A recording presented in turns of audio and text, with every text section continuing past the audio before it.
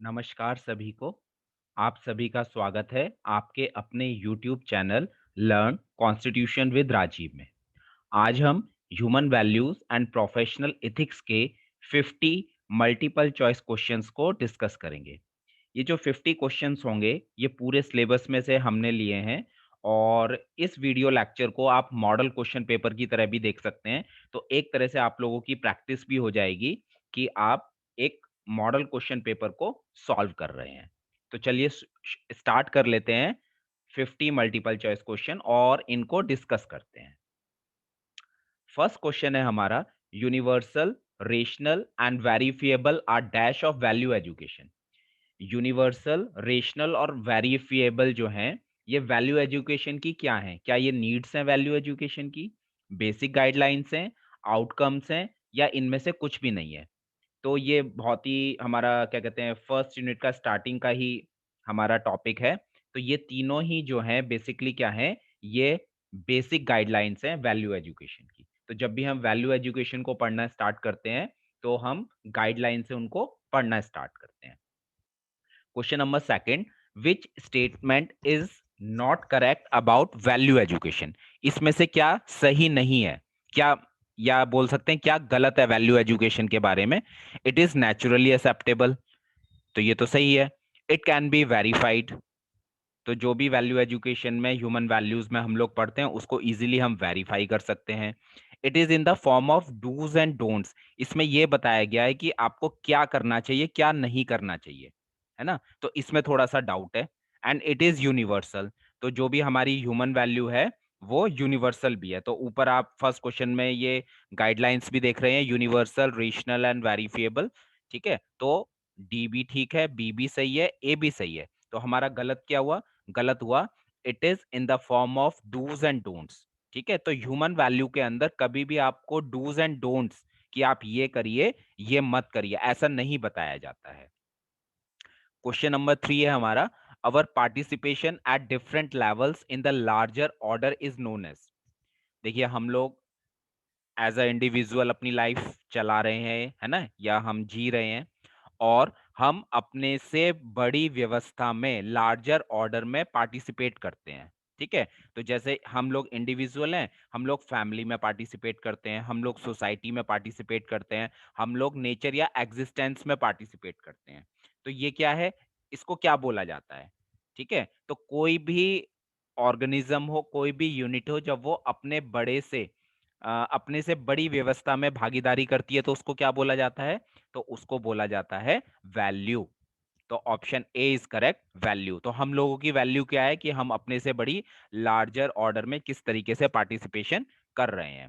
Question number 4, a harmonious world is created by values at 4 levels, these are. चारों level की harmony हम पढ़ते हैं ह्यूमन वैल्यूज में, तो वो चारों लेवल कौन कौन से हैं?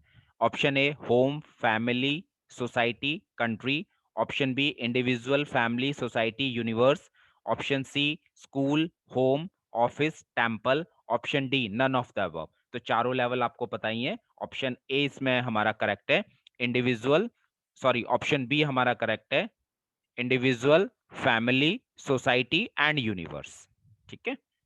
Question number 5, values form the basis for all our, जो वैल्यू है जो हमारी इंपॉर्टेंस है वो किसका बेस है ना? Thoughts behaviour and actions, confusion and contradiction, और D both A and B. तो इसका करेक्ट आंसर है option D, both A and B. तो वैल्यू जो है वो बेस है किसके लिए? हमारे थॉट्स के लिए। और वैल्यू बेस है किसके लिए? जो भी हमारा बिहेवियर है, जो भी हमारे एक्शंस होते हैं। Question number 6, self exploration uses to mechanism, natural acceptance and dash. तो जो सेल्फ एक्सप्लोरेशन है उसमें दो मैकेनिज्म यूज होते हैं। जब भी हम अपना सेल्फ एक्सप्लोरेशन करते हैं तो उसमें हम अपना नेचुरल एक्सेप्टेंस, जो हमारे अंदर एक इनबॉर्न पावर है, जन्म से ही जो पावर है उसका इस्तेमाल करते हैं। और किस चीज का इस्तेमाल करते हैं? Option A experiential validation, B theoretical concepts, C logical thinking, D reason. तो option A is correct, experiential validation. Question number 7, what I really want to be is my dash. जो मुझे वाकई में चाहिए, रियली मैं क्या चाहता हूं वो मेरी क्या है? वो मेरी नेचुरल एक्सेप्टेंस है। तो इसका ऑप्शन ए जो है वो सही है। Now which of the following is not true about self exploration? It is a process of self evolution through self investigation. A. B.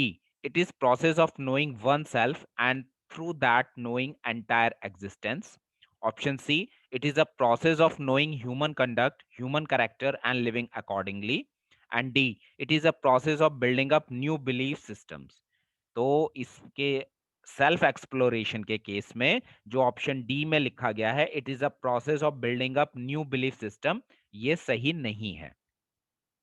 Now question number 9, the content of self exploration includes, जो self exploration का contents है उसमें क्या क्या आता है? Desires, programmes, both A and B, या D none of the above? तो option C is correct, both A and B, मतलब सेल्फ एक्सप्लोरेशन के कॉन्टेक्ट में डिजायर और प्रोग्राम दोनों ही आते हैं। Question number 10, to live according to our natural acceptance is स्वतः, स्वतंत्रता, स्वराज, नन ऑफ द अबव? अगर हम अपने नेचुरल एक्सेप्टेंस के बेस पर जी रहे हैं तो उसको क्या बोलते हैं? तो उसको बोलते हैं स्वतंत्रता। Option B is correct. Question number 11, self exploration establish a dialogue between what I am and how others look at me. Option B, what I am and what I really want to be. Option C, what others are and what I am. And D, what I really want to be and what other thinks of me. तो option B is correct, what I am and what I really want to be. मैं क्या हूं और मैं really में सच्चाई में क्या होना चाहता हूं। Now question number 12, natural acceptance is, जो हमारी नेचुरल एक्सेप्टेंस है वो क्या है? क्या वो यूनिवर्सल है, डेफिनेट है, या कंटिन्यूअस है, या तीनों ही है, ऑल ऑफ द अबव है? तो answer D, all of the above. Question number 13, the feeling of having producing more than required physical facility. मेरे अंदर ये फीलिंग आ गई है कि मेरी जितनी रिक्वायरमेंट है फिजिकल फैसिलिटी की, उससे थोड़ा सा अधिक मेरे पास हो जाए, तो इसको क्या बोलते हैं? हैप्पीनेस, सेटिस्फैक्शन, प्रॉस्पेरिटी और सक्सेस? तो option C is correct, prosperity. Now question number 14, happiness is the state of satisfaction, excitement, pleasure और हार्मोनी। हैप्पीनेस जो है वो किसका स्टेट है? तो option D is correct, harmony. Now question number 15, basic human aspirations are, human being की दो aspirations होती हैं, ठीक है? Happiness, prosperity, education, both A and B. तो दो हमारी बेसिकली बेसिक एस्पिरेशन जो होती हैं वो होती हैं हैप्पीनेस एंड प्रॉस्पेरिटी। हम लोग हैप्पी रहना चाहते हैं और हम लोग प्रॉस्पेरस होना चाहते हैं और इनकी कंटिन्यूटी चाहते हैं, ठीक है? तो हमारी बेसिक एस्पिरेशंस क्या हो गई? Happiness and prosperity. तो ऑप्शन डी जो है, both A and B, sorry यहाँ पे ये जो डी हो गया है इसको करेक्ट कर लीजिएगा, both A and B is the right answer. Question number 16, the role of education संस्कार, शिक्षा संस्कार का क्या रोल होता है? To transform human being from animal consciousness to human consciousness. जो ह्यूमन बीइंग एक जीव चेतना में जी रहा है उसको हमें क्या करना है? एजुकेशन संस्कार के थ्रू उसको मानव चेतना में लेके जाना है, ठीक है? Second, to ensure right understanding in every individual, सभी इंडिविजुअल में सही समझ आ जाए। Question number sorry C part, to ensure right feeling in every individual, सबके अंदर राइट फीलिंग्स आ जाएं। To ensure availability of required physical facilities, जितनी भी हमें फिजिकल फैसिलिटी की रिक्वायरमेंट है वो अवेलेबल हो जाए, या ई ऑल ऑफ द अबव? तो इसका आंसर है ई, ऑल ऑफ द अबव, ठीक है? तो एजुकेशन संस्कार का ये जो चारों रोल हैं ये होते हैं। Question number 17, giving weightage to relationships to the inherent feelings and right understanding is, अगर हम अपने रिलेशनशिप को ज्यादा वेटेज देते हैं, रिलेशनशिप को ज्यादा वेटेज देंगे तभी देंगे जब हमारे अंदर सही समझ होगी, राइट अंडरस्टैंडिंग होगी, तो उसको क्या बोला गया है? उसको बोला गया है ह्यूमन कॉन्शियसनेस। इसका मतलब हम मानवीय या मानव चेतना में जी रहे हैं। Question number 18, which among the following is based on our natural acceptance? SSDD, SVDD, SSSS, none of the above. ठीक है, तो हमारे नेचुरल एक्सेप्टेंस के अकॉर्डिंग हमें किस कैटेगरी में होना चाहिए? पहला है इसमें SSDD।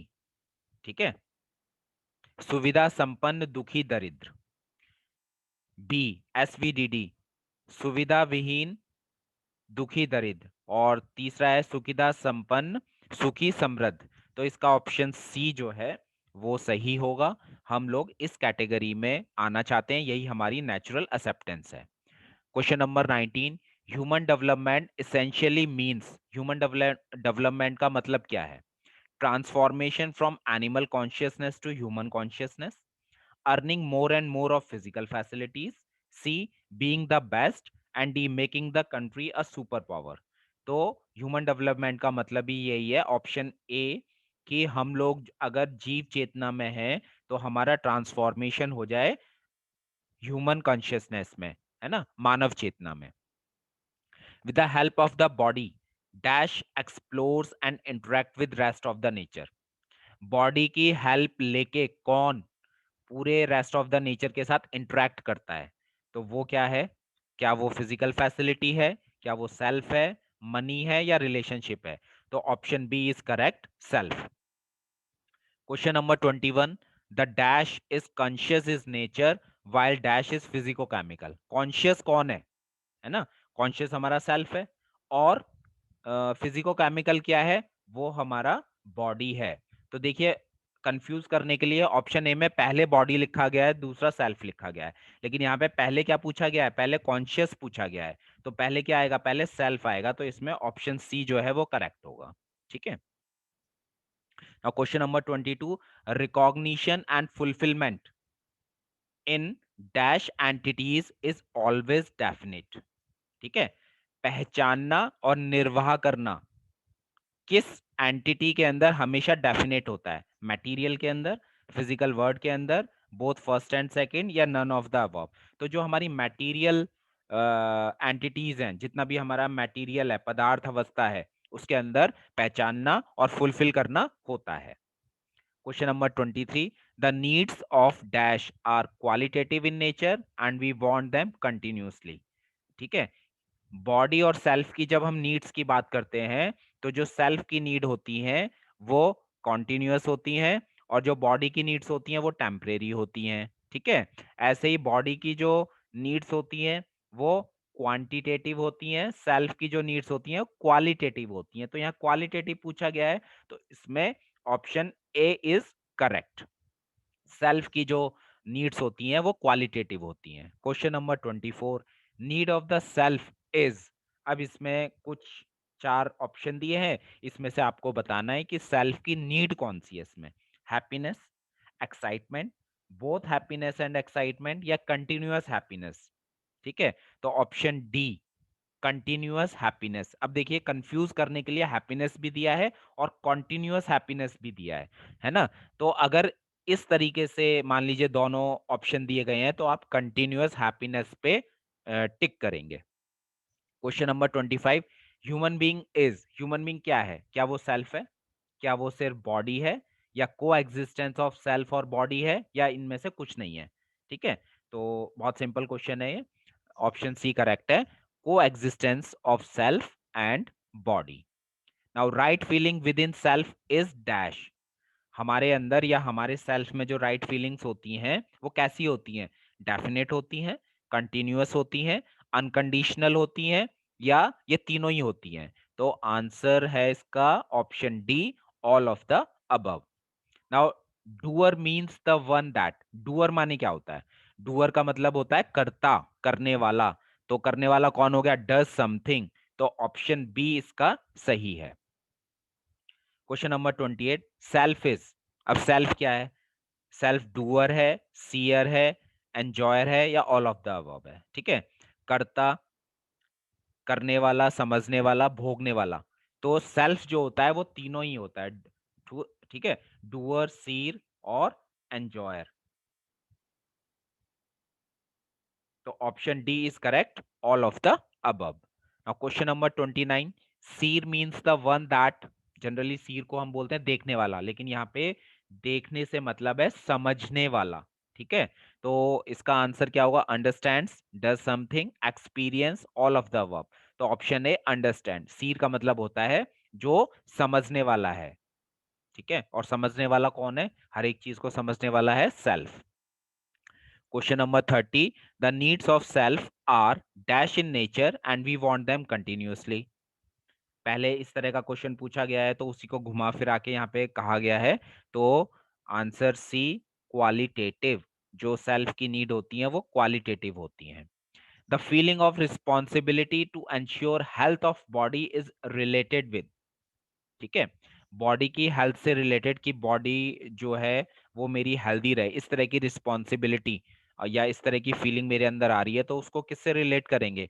गाइडेंस से, प्रॉपर अपकीप से, अफेक्शन से, या सेल्फ रेगुलेशन से?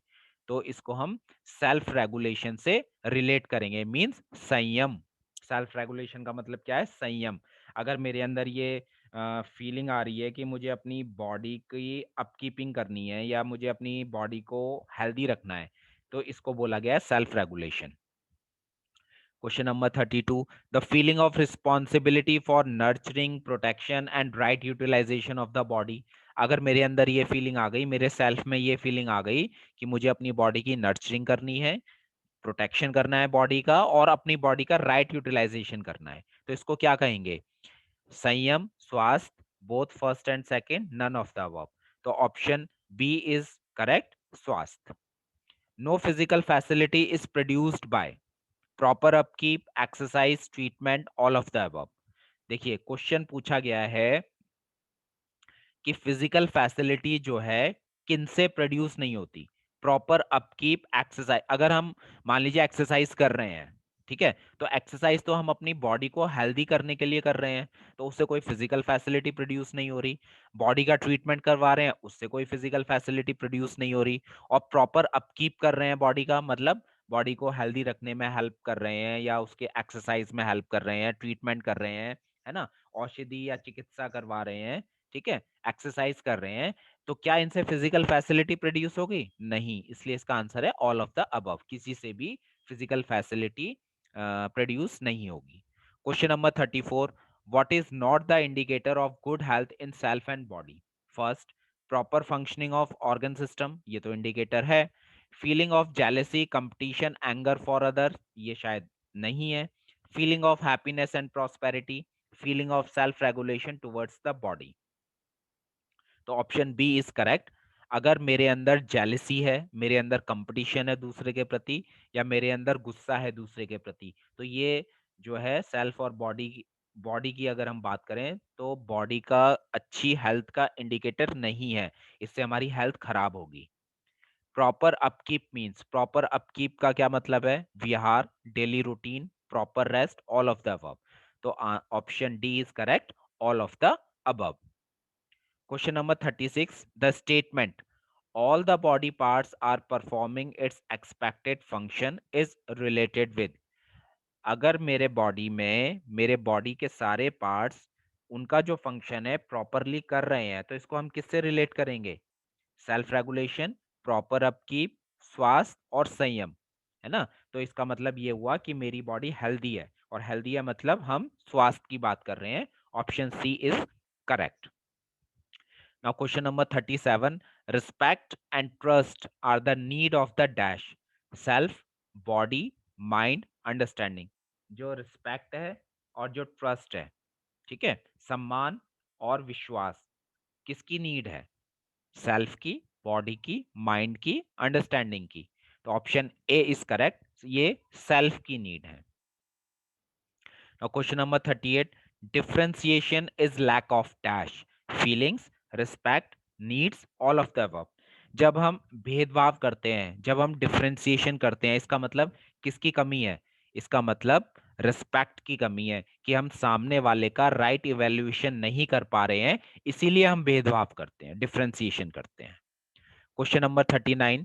द अखंड समाज is achieved when every human being realizes. ठीक है, जब हम ह्यूमन वैल्यू पढ़ते हैं तो हम उसमें अखंड समाज की जो है कहते हैं कि हमारी सोसाइटी जो है धीरे धीरे अखंड समाज की तरफ बढ़ेगी। ठीक है, तो वो कब बढ़ेगी? Establish values, expressions values, both A and B, neither A और नॉर बी। तो जब बोथ ए एंड बी, जब ह्यूमन बीइंग को अपनी एस्टैब्लिश वैल्यू और एक्सप्रेशन वैल्यूज का रियलाइजेशन होगा, है ना, सभी ह्यूमन बीइंग्स को होगा, तो उस दिन सोसाइटी कैसी बन जाएगी? अखंड समाज। Question number 40, the dimensions of human endeavour in society conducive to मानवीय व्यवस्था। मानवीय व्यवस्था बनाने के लिए हमें इनमें से क्या क्या चाहिए? Education, right living, health, self regulation, justice, preservation, production, work, exchange, storage, या D all of the above, है ना। तो ये ह्यूमन बीइंग के बेसिकली अगर देखा जाए तो ह्यूमन एंडिएवियर के ये 5 डायमेंशंस हैं, इनको फुलफिल करना जरूरी है। जब ये फुलफिल होंगे तो मानवीय व्यवस्था बनेगी। तो ऑप्शन डी इसका सही है, all of the above. Now question number 41, nature is composed of material order, plant order, animal order, human order, C both A and B, and D none of the above। तो answer सी इसका सही है, both A and B, मतलब चारों order होते हैं nature के अंदर, material order, plant order, animal order और human order. Now activities in material order is और आर, जो मटेरियल ऑर्डर के अंदर एक्टिविटीज होती हैं वो कौन कौन सी हैं? Composition, decomposition, C composition and decomposition, या नन ऑफ द अबव। तो कंपोजिशन और डिकम्पोजिशन दोनों ही होते हैं, तो ये दोनों ऑप्शन सी में लिखे गए हैं, तो इसीलिए ऑप्शन सी करेक्ट है, composition and decomposition. Question number 43, the activity of selecting and testing is, जो हमारे अंदर हमारे सेल्फ में सिलेक्टिंग और टेस्टिंग की एक्टिविटी होती है वो टेम्परेरी होती है, क्या वो कंटिन्यूअस होती है, या बोथ ए एंड बी, या नन ऑफ द अबव। तो ये जो एक्टिविटी होती है ये हमारे अंदर हमेशा चलती रहती है।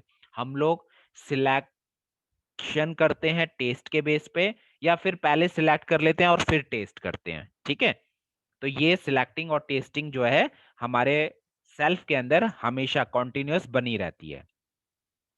Question number 44, dash is the recognition of values the definite feelings in relationship, their fulfilment, right evaluation of fulfilment resulting in mutual happiness.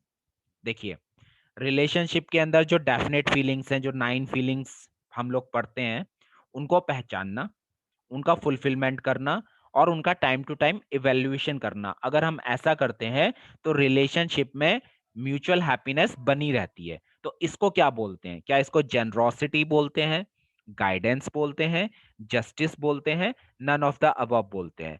तो इसका ऑप्शन सी करेक्ट है, इसको जस्टिस बोलते हैं, इसको न्याय बोलते हैं। Question number 45, interruptions in the formation of अखंड समाज। अखंड समाज बनने में बाधाएं कौन कौन सी हैं? Fear and hate, selfishness and egoism, arrogance, या ऑल ऑफ द अबव। तो इसका आंसर है ऑल ऑफ द अबव। जब तक ह्यूमन बीइंग के अंदर ये सारी चीजें होंगी, डर होगा, हेट होगा, सेल्फिशनेस, इगोइज्म या एरोगेंस होगा, तब तक अखंड समाज की स्थापना नहीं हो सकती। तो ये सारी चीजें क्या हैं? अखंड समाज के बनने में इंटरप्शंस हैं, बाधक हैं। Question number 46, harmony in family can be achieved by. अगर एक फैमिली में जैसे हम लोग रह रहे हैं तो हम अपने फैमिली में हार्मोनी को कैसे अचीव कर सकते हैं? अंडरस्टैंडिंग से, love and care, fulfilment of basic physical facilities and understanding.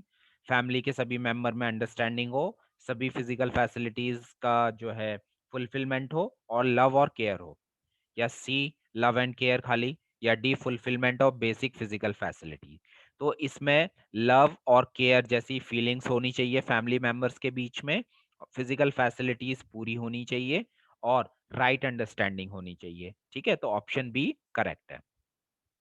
Question number 47, employing the body physically for production and maintenance of physical facilities is called। देखिए, जब हम कोई अपनी बॉडी से फिजिकली वर्क कर रहे हैं और वो फिजिकली वर्क करने से किसी फिजिकल फैसिलिटी का प्रोडक्शन हो रहा है, तो उसको क्या बोला गया है? A behaviour, B labour, C personality, D none of the above. तो option B is correct, labour, श्रम। Question number 48, when we assume something about on the prevailing notions. जब हम किसी के बारे में एज्यूम करते हैं या किसी चीज के लिए एज्यूम करते हैं और हमारे अंदर पहले से ही कोई नोशंस बने हुए हैं, है ना, हमारे अंदर कोई पहले से इंफॉर्मेशन है, उसके बेस पे हम एज्यूम कर रहे हैं, तो इसको क्या बोलते हैं? नेचुरल एक्सेप्टेंस बोलते हैं, अंडरस्टैंडिंग बोलते हैं, प्री कंडीशनिंग बोलते हैं, या D none of the above. तो इसका आंसर है answer C, pre conditioning. Now inseparable from a unit is called.